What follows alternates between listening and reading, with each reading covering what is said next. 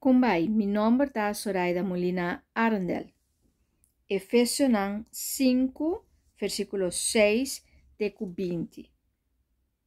Gente que está viva de luz. Não laga nenhum gente que vini com palavra soquete ganha bolso. Para sobra está exatamente para motivo de tipo de coisa e mês, Deus lo castiga e gente não que tem de dizer. Pese anto não seja cúmplice de gente não é. Tempo, vosso mês estava tratado em escuridão, mas agora que vosso está único Senhor, vosso está em luz. Comportar-vos, pois, maneira gente que está viva de luz.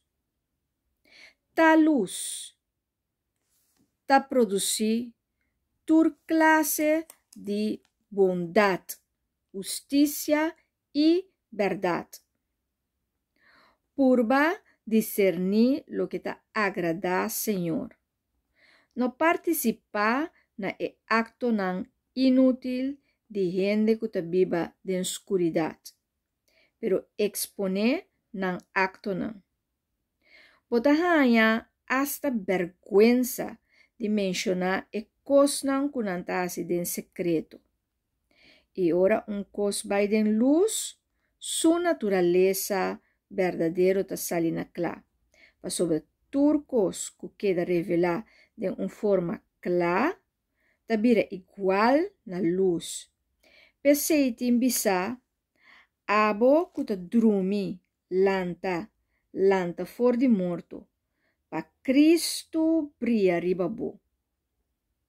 Paga bontino anto com comportar boso, não maneira gente bobo, sino com sabedoria, e aproveitar de qualquer oportunidade que apresentar, para sobre nós viva de tempo malo.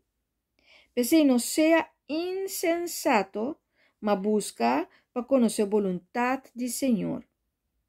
Não bebe borrache, para sobre binha te pone gente perde cabeça. Malaga Espírito Santo llena boso. Canta salmo, himno e cantica na inspira para outro. Canta e toca para Senhor com inteiro vosso coração. Sempre llama Deus Tata Danki para turcos, em nome de nosso Senhor Jesus Cristo.